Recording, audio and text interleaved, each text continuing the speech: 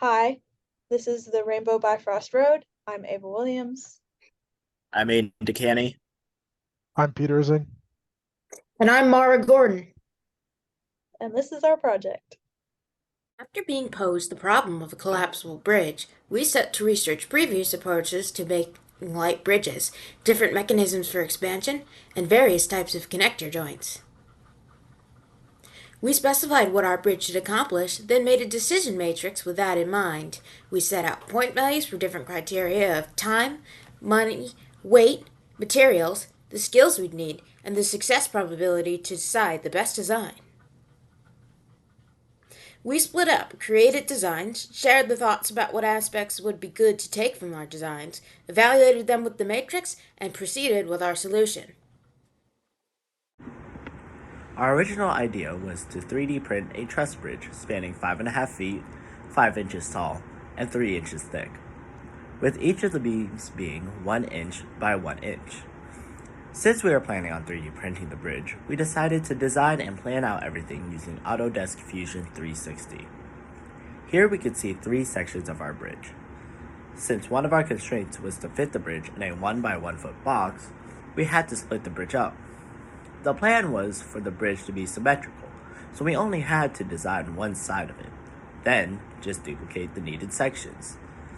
Here, you can see our truss design, where we distribute the force of the weight across the top of the bridge, leaning in toward the middle. The idea is for most of the force to be pushing against each other, holding each other up. We proceeded to continue doing research on 3D printing and find the most efficient way to 3D print the bridge, while making weight, but still staying strong.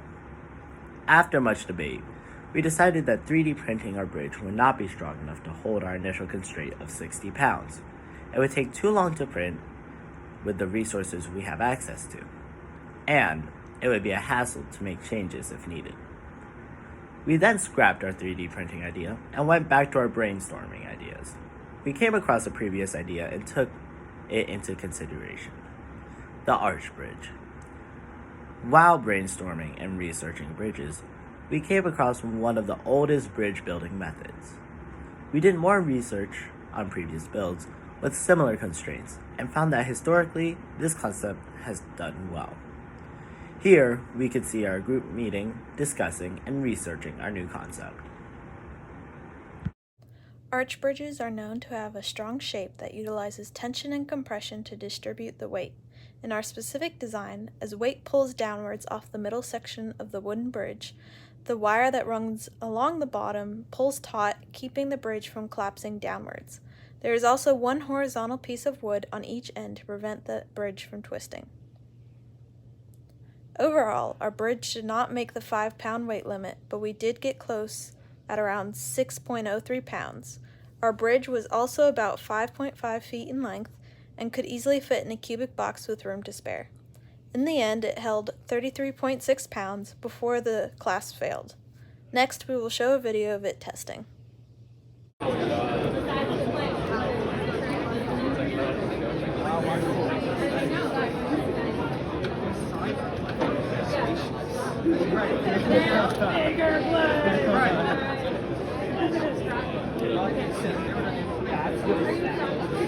Okay, so let's start with the big weights. We'll go 4 pounds at a time. Yeah.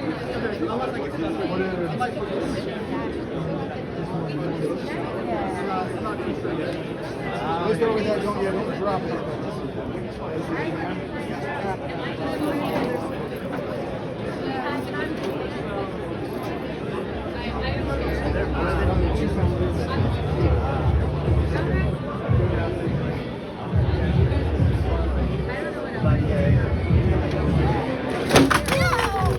And now on to design challenges. So the first design challenge we faced was actually with material weight.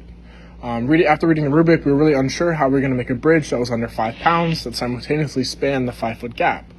So as mentioned earlier, we had first landed on 3D printing because we thought that the plastic would be strong enough and light enough to make it work.